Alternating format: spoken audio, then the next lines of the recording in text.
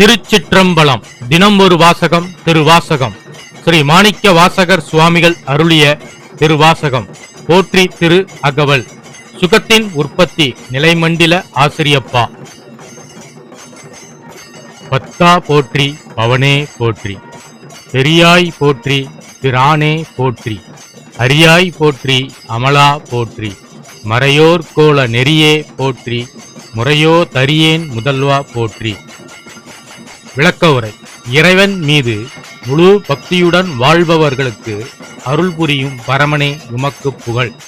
எல்லாவற்றையும் விட உயர்ந்தவரும் உயிர்களுக்கு ஆதாரமான தலைவனுமான சிவபெருமானுக்கு வணக்கம்.